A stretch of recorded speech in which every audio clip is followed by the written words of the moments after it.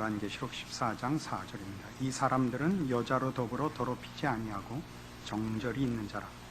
어린 양이 어디로 인도하든지 따라가는 자며 사람 가운데서 구속을 받아 처음 익은 열매로 하나님과 어린 양에게 속한 자들이니 그 입에 거짓말이 없고 흠이 없는 자들이더라.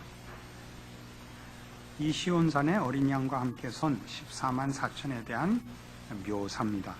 세 가지로 4절에 묘사되고 있는데, 정절이 있는 자요, 어린 양이 인도하는 대로 따라가는 자며 처음 익은 열매라, 이렇게 세 가지를 얘기하고 있습니다. 5절에 그것을 다시 종합하고 있는데, 그 입에 거짓말이 없고 흠이 없는 자들이라 라고 종합을 하고 있습니다. 우리는 둘로 나누어서 오늘 그 정절이 있는 자와 어린 양의 인도를 따라가는 자라는 대목을 먼저 생각하려고 합니다. 이 여자로 더불어 더럽히지 아니하고 정절이 있는 자라 하는 것은 윤리적 도덕적 차원의 얘기가 아니고 영적인 차원의 얘기입니다. 여러분 잘 아시다시피 구약에서 이스라엘 백성이 하나님을 버리고 다른 우상 섬기는 것을 언제나 이 정절에 관한 문제로 다루는 것을 봅니다. 음란이 바알을 섬겼다, 이런 표현을 늘 쓰고 있습니다. 그래서 물론 예수 믿는 사람들의 도덕성과 윤리가 아무래도 좋다는 의미는 아닙니다. 그러나 그런 윤리와 도덕적 차원보다 훨씬 고급한 영적 차원에서의 요청입니다. 그것은 왜냐하면 교회는 어린 양과 혼인한 신부로 묘사되는 데서도 이런 정절로서의 표현이 타당한 탓입니다. 같은 계시록 19장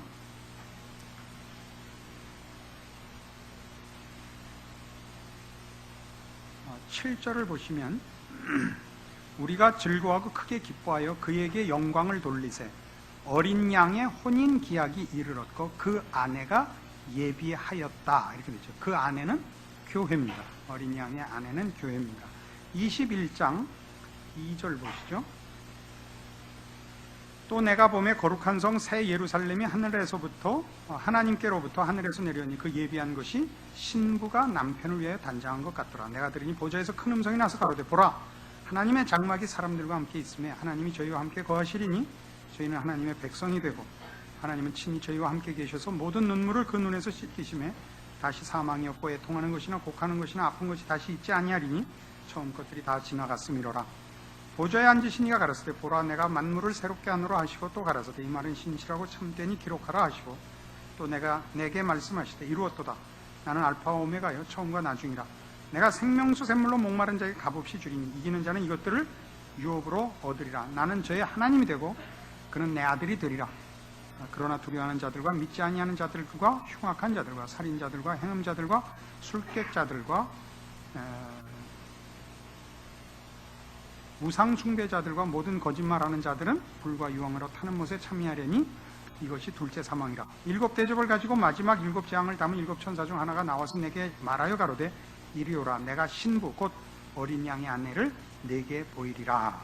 해서 그 마지막 거룩한 성 새 예루살렘이 내려오는데, 그 거룩한 성 새 예루살렘이 신부가 남편을 위하여 단장한 것 같고, 9절에 보는 바와 같이 이 신부 어린 양의 아내, 이렇게 묘사된 것을 봅니다. 그러나 17장에 가서 보시면 이 하나님 편에 서지 않고 반대하는 그 악한 무리들을 17장 4절에서 보다시피 그 여자는 자줏빛과 붉은빛 옷을 입고 금과 보석과 진주로 꾸미고 손에 금잔을 가졌는데 가증한 물건과 그의 음행에 더러운 것들이 가득하더라. 그 이마에 이름이 기록되었으니 비밀이라 큰 바벨론이라 땅의 음녀들과 가증한 것들의 어미라 하였더라. 그러니까 여기 바벨론은 음행한 자로 음녀들과 가증한 것들의 어미, 이렇게 나오죠. 여기서 말하는 이런 음행한 자라는 표현은 다 하나님을 버리고 딴 데로 가는, 그러니까 참다운 진리와 복과 하나님께 돌려야 할 것들을 다른 데다 쏟은 자들을 묘사하고 있습니다. 그러나 이것은 이렇게 우리가 하나님을 온전하게 섬기며 그 정절을 지킨다 하는 것은 그렇게 간단한 문제가 아닙니다. 우리는 어떤 율법사가 예수님께 나와서 계명 중에 제일 큰 것이 무엇입니까? 라고 했을 때 주님께서 그 설명하신 첫째는 네 마음을 다하고 뜻을 다하고 성품을 다하여 주 너의 하나님을 사랑하라 하셨으니 이것이 크고 첫째 되는 계명이라 하는 말씀을 지켜내야 하는 것입니다. 그러니까 우리는 하나님을 믿는다. 그러니까 하나님 안 믿는 자들 혹은 이단에 빠진 자들과 쉽게 원색적이고 유치하게 구별을 할 것이 아니라 하나님 편에 섰고 하나님을 섬긴다라는 의미가 갖는 진정한 의미를 이런 마음과 뜻과 성품을 다한 차원에서 확인하고 해야 됩니다. 어떤 목사님이 교인들에게 우리가 얼마나 모자라는가, 신앙생활을 얼마나 서투르게 하는가 하는 그 얘기를, 우리는 늘 10계명의 모든 계명을 매일 범하고 있다. 이렇게 이제 설명을 하니까 그 중에 한 성도가 목사님, 다른 대목은 이해가 가지만 평일날 어떻게 안식일을 거룩히 지키라는 말을 평일날 어길 수 있겠습니까? 라고 이제 질문을 했습니다. 그러자 목사님이 안식일에 관한 계명은 엿새 동안은 힘써 네 일을 할 것이요 일에 되는 날은 여호와의 날인즉 거룩히 지키라 했는데, 안식일을 거룩히 지키는 건 엿새 동안 성실한 신자로서 사는 것을 포함하고 있다. 당신은 매일매일 성실한 신자로서의 삶을 사는가? 아닙니다. 그러니까 우리는 늘 10계명 몽땅 반납 어기고 있는 겁니다. 라고 답을 했다 그래요. 그 조금 억지스러운가요? 사실이 그렇지요. 우리는 우리의 신앙을 점검할 때 지금 보는 바와 같이 나는 예수 믿었다. 난 하나님 편에 섰다. 그러니까 난 저 불신자들과 다르다. 이렇게 쉽게 이렇게 비교할 문제가 아닙니다. 물론 지금 여기 있는 이 14만 4천의 성도들을 그렇게 완전한 경지까지 간 신자들로 묘사하지 않는데 뜻이 있는 것은 아닙니다. 그러나 저들이 정절을 지켰다라는 말 속에 얼마나 놀라운 내용이 사실은 포함된 것인가. 쉽게 예수 믿는다라는 고백 하나로 우리가 안심할 것이 아니라 마음과 뜻과 성품을 다한 이런 뜻을 여기에 포함하고 있다 하는 것입니다. 그래서 우리가 이사야를 지금 주일날 해오면서 지난번 설교 때 했던 우리 이사야 28장만 해도 그 이스라엘의 범죄를 이사야가 지적하는, 하나님이 꾸중하는 내용에 취한 교만이라는 것이 있었죠. 이 술에 취한 자들의 교만을 꾸중했습니다. 취한 교만이 뭐였죠? 하나님 없이 기쁨과 만족과 소원을 가지는 것이 다 교만한 것입니다. 하나님을 빼놓고 어디 인간에게 참다운 만족이 있으며 기쁨이 있으며 소원을 둘 수가 있는가? 라고 꾸짖으셨던 장면을 기억해야 할 것입니다. 이런 차원에서의 정절입니다. 그러니까 우리는 아직까지 한국 사회의 민도가 낮아서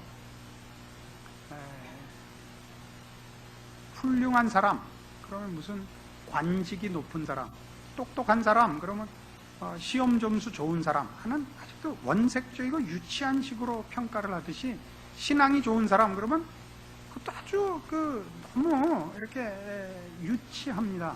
유치하다는 것이 그 단계를 꼭 거쳐야 되는 과정으로서는 인정을 해야 됩니다만, 그것이 다인 줄로 아는 것은 안 된다, 이런 뜻입니다. 정절을 지킨다 하는 것이 갖는 마음과 뜻과 성품을 다한 그런 신자의 내용을 여기 담고 있다는 걸 잊지 않아야 할 것입니다. 두 번째 묘사가 어린 양이 어디로 인도하든지 따라가는 자며 이렇게 되어 있습니다. 예수를 믿으면 예수님께서 요구하는 대로, 명령하는 대로 다 순종해야지. 그러나 이걸 좀 풀면 그렇게 만만치가 않습니다. 우리는 맨 처음 이 어린 양이 어디로 인도하든지 따라간다 하는 것에 금방 무슨 구절이 생각나느냐면 마태복음 16장 24절에 있는 아무든지 나를 따라오려거든 자기를 부인하고 자기 십자가를 지고 나를 쫓을지니라. 금방 떠올리게 됩니다. 자기를 부인하고 자기 십자가를 지는 것. 빌립보서 2장에 가보시죠. 자주 인용하는 빌립보서 2장 5절, 신약성경 319페이지입니다. 너희 안에 이 마음을 품으라. 곧 그리스도 예수의 마음이니 그는 근본 하나님의 본체시나 하나님과 동등됨을 취할 것을 여기지 아니하시고 오히려 자기를 비워 종의 형체를 가지고 사람들과 같이 되었고 사람의 모양으로 나타나셨으며 자기를 낮추시고 죽기까지 복종하셨으니 그 십자가에 죽으십니다. 이 자기를 부인한다는 것은 자기를 비우는 것입니다. 예수님께서 이제 십자가를 지러 이 땅에 오실 때 십자가를 지자하고 오신 것이 아니라 비우신 겁니다. 당신은 어떤 소원도 말하자면 뜻도 계획도 아니 가지는 겁니다. 자신의 것으로는 성부 하나님의 명령과 요청을 순종하기 위해서 온 겁니다. 비우고 오는 겁니다. 이게 자기 부인입니다. 이 자기 부인이라는 거 참 어렵습니다. 예를 들면 고린도전서 15장에 가보시죠. 어린 양이 어디로 인도하든지 따라간다. 만만치 않은 것이 여기 나옵니다.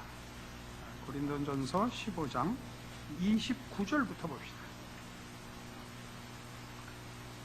만일 죽은 자들이 도무지 살지 못하면 죽은 자들을 위하여 세례받는 자들이 무엇을 하겠느냐? 어찌하여 저희를 위하여 세례를 받느냐? 또 어찌하여 우리가 때마다 위험을 무릅쓰리요?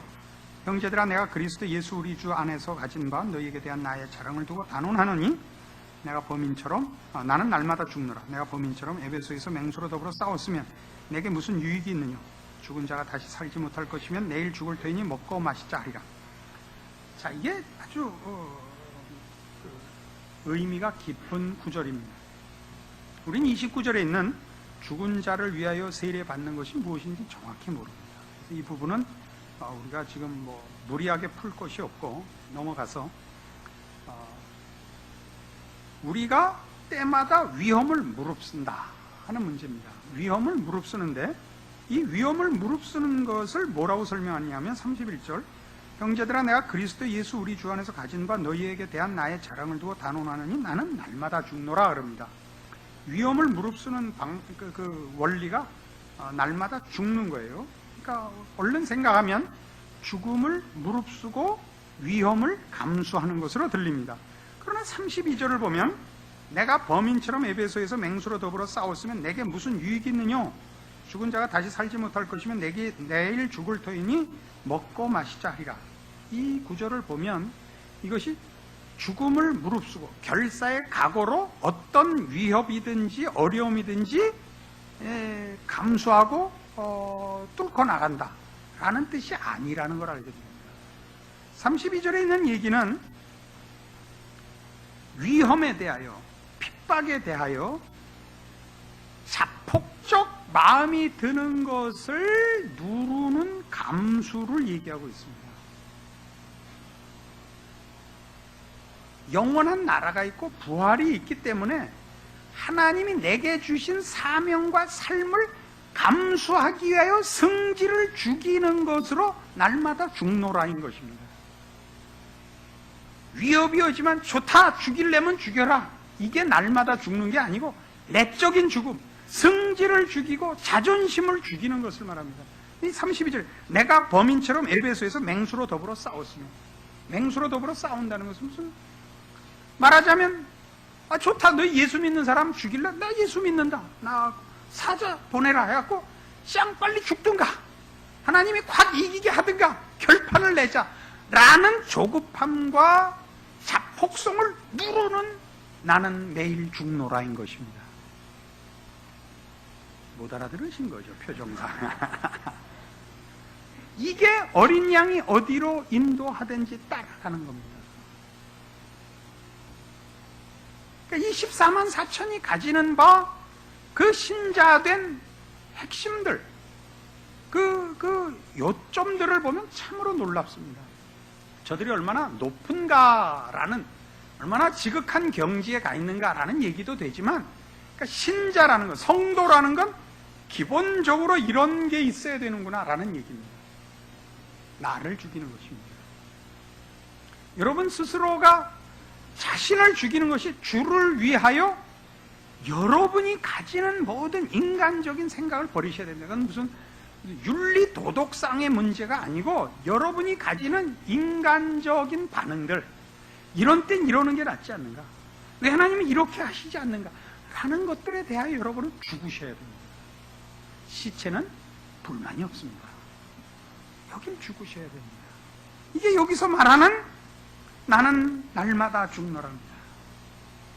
그 위험을 무릅쓰는 것이 우리도 우리 신앙상의 현실 속에서 아유 이렇게 살 바엔 어떻게 결판을 냈으면 좋지 않겠어요? 어떻게 뒤집어지든 뭐 자빠지든 어느 한쪽을 결정을 빨리 보는 게 낫지. 이것도 아니고 저것도 아니고 전전긍긍하며 언제나 일이 해결될지 모르는 날들을 감수하는 거 제일 못할 짓 아니에요. 예수를 믿고 사는 것도 아니 예수님 빨리 오시든가 아니면 내가 확 죽어서 가든가, 이런 자폭성이 제일 신자된 마음에서 우선적으로 제거되어야 할 부분이다 이거죠. 어떻게 하라고요? 주님께서 2000년 더 지나야 오시겠다 그러면 2000년 동안 기다려야 됩니다. 오늘 나보고 우리가 하나님의 백성이요 궁극적으로 승리자임에도 불구하고 지고 살라 그러면 져야 된다니까. 지는 것을 멋있게 지는 법이 있나요? 지면 언제나 비참하죠. 그 비참함을 감수해야 되는 겁니다. 이렇게 싸우시지 말라 그랬죠. 하나님은 알아주실 거야. 이러면 안 돼요. 그렇게 말하는 건 지는 게 아닙니다. 그건 지는 게 아닙니다. 지는 자는 말이 없어야 돼요. 묵묵히 돌아서셔야 됩니다. 우리는 그 말을 뱉죠. 그거는 결국 뭐예요? 맹수로 더불어 범인처럼 싸우는 것입니다. 그 말을 뱉는 건 안 됩니다. 우리 예전에 윤정희 씨, 문희 씨 이렇게 한참 날리던 시절 기억나시죠? 그때 이분들이 그 맞는 배역이 어떻게 하다가 이제 그 사람들 젊은 날이 있고 그 영화 속에 나중에 좀 늙은 모습이 나와야 되는데 제일 그 촬영하는 사람들의 고민이 뭐냐, 이 사람들이 늙은 역의 분장을 거부하는 거예요. 그래서 나중에 며느리를 봤는데 며느리보다 더 젊어. 이건 안 되죠. 늙으면 정말 늙어야죠. 영화인데 뭐 드라마 속에서의 늙은 장면을 못하는 거예요. 그러니까 성도들이 제일 못하는 게 뭐냐 그럴 때 하나님을 믿고 하나님의 축복과 인도 속에 있다는 것을 세상 앞에 확인받고 싶어 한다. 이걸 이기지 못하면 이 싸움을 이기지 못합니다. 자신을 부인하고 주를 따르는 이 일, 자기를 비우는 이 일, 어린 양이 어디로 인도하든지 따라가는 이 일을 못합니다. 그러니까 언제나 길이 다르죠. 이게 지금 시온산에 어린 양과 함께 선 14만 4천 모든 신구약 성도들을 대표하는 자들에 대한 성경적인 묘사인데, 그 묘사가 그 성도된 가장 중요한 본질들을 묘사하고 있는 것입니다. 정절을 지킨 자요, 주를 따라 자기를 부인하고 자기 십자가를 진 자들입니다. 주를 믿는다고 고백하는 것이 마음과 뜻과 정성을 다하는 그런 섬김이요, 그래서 자기를 부인한다는 싸움인 것을 우리는 우리의 힘껏 무엇을 만들어 경쟁하듯이 다른 사람과 비교된 신앙의 어떤 형태들, 모양들, 업적들로 싸우고 있지, 주님의 부르심과 인도하심 속에서의 충성, 자신을 비우고 죽여야만 가능한 제자의 길, 이런 일에 대해서는 아무도 성경적으로나 또 개인 신앙의 간증거리로나 너무 미약합니다. 잣대 자체가, 기준 자체가, 목표와 내용에 있어서 성경적이지 않은 거죠. 그러니까 말은 신자고 쓰는 용어나 목표나 내용들은 성경적인데 표현에 있어서는, 내용 자체에 있어서는 성경적이지 않죠. 이 문제를 이제 우리에게 성경이 요구하고 있는 것입니다. 너희들이 누군지 아느냐?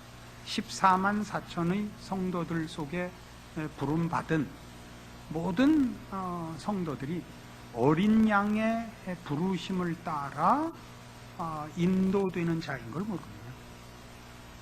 시온산에 서야 하고 영원한 예루살렘에 서야 하는 너희들이 무엇을 근거로 하였고 무엇을 내용으로 하고 무엇을 목표로 하여 부름받고 있고 채워져야 하는지 아느냐, 이렇게 묻는 것이 오늘 이 본문인 것입니다.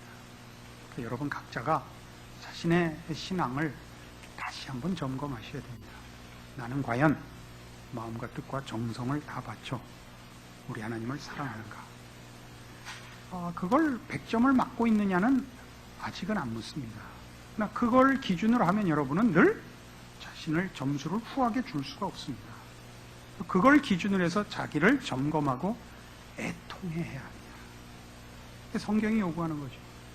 그 다음에는 어린 양의 인도하심을 따르기 때문에 자기를 부인하고 자기를 비우고 자기 십자가를 지는 싸움에 대한 점검이 늘 있어야 된다. 모든 신앙인으로서의 당하는 현실의 삶의 모든 정황에서 늘 이 싸움이 있습니다. 자기를 부인하고 자기 십자가를 져야 됩니다. 그렇지 않고는 신앙생활을 할 수가 없습니다.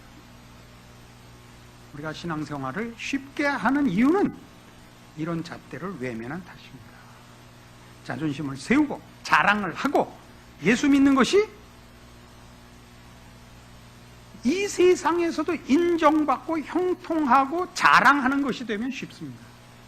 그런데 지금 여기 기록된 바와 같이 신자 노릇을 하고 확인받는 것은 십자가로만 확인받지 세상의 형통함으로는 확인받지 않습니다. 그러니까 오늘날 한국 교회의 문제들은 교회들이 세상적 측면에서 성공을 다투기 시작하는 데 있죠. 교인들도 성공으로 인도되고 있는 건 큰 문제입니다. 충성으로 인도돼야 됩니다. 충성으로. 무엇에 대한 충성이죠? 어린 양에 대한 충성입니다. 뭘 싸워야 된다고요? 자기를 부인하고 자기 십자가를 지셔야 됩니다. 여러분들이 가지는 신앙상의 소원은 다 자랑도 성공도 능력도 아니고 순종일변되어야 됩니다. 성경이 요구하는 것 하십시오. 뭐죠? 여러분이 힘쓰고 많이 가져서 주를 위하여 뭐 내놓고 하는 게 아니라 여러분이 어린 양의 인도함에 100% 순종하는 삶을 사는 겁니다. 이 싸움은 빈부나 지식의 고한에 또 신분의 고귀함이나 천함에 차별이 없습니다. 여러분은 불평할 것이 없습니다. 각자 성경이 요구하는 말씀 앞에서 신앙을 책임지셔야 하고 하나님 앞에서 여러분을 점검하셔야 됩니다. 이것이 여러분에게 괴로움이기보다 위로가 되기를 바라는 것입니다. 여러분이 세상적으로 평가받는 것으로 신앙생활하는 것이 아니라 말씀으로 신앙생활한다는 것을 확인하여 힘이 나고 가능성을 인정받고 그래서 마음속에 감사함이 있기를 바라는 것입니다. 기도하십시다. 하나님 아버지 은혜를 감사합니다. 우리가 하나님의 자녀로 부름을 받을 때 오직 예수 그리스도와 그 십자가로 인하여 하나님의 자녀가 되었습니다. 우리의 출발이 그랬던 것처럼 우리의 마지막도 우리 주 예수 그리스도의 신부로서 흠없고 거룩하게 서는 날을 바라는 것입니다. 그 사이를 채워야 하는 것은 신앙상의 순종입니다. 우리는 우리 자신을 부인하고 십자가를 지고 주를 따라야 합니다. 우리는 주의 뜻으로 채우며 주께서 인도하시는 대로 따라가는 충성과 순종과 인내만이 요구되고 있습니다. 우리는 이것보다 우리가 가진 것으로 우리의 신앙을 대신하려는 자랑과 교만과 세상에서의 확인들로 유혹받고 있습니다. 이 모든 잘못된 길에서 돌아서게 하옵소서. 주께서 주신 말씀으로 다시 우리의 신앙의 방향과 내용을 점검하고 그 기준으로 삼고 그 내용으로 삼아 다시 마음을 다하고 뜻을 다하고 성품을 다한 주를 사랑함과 자기를 비워 주님의 마음을 품는 순종으로 우리의 신자된 삶을 주 안에서 승리케 하시옵소서. 예수님 이름으로 기도합니다. 아멘.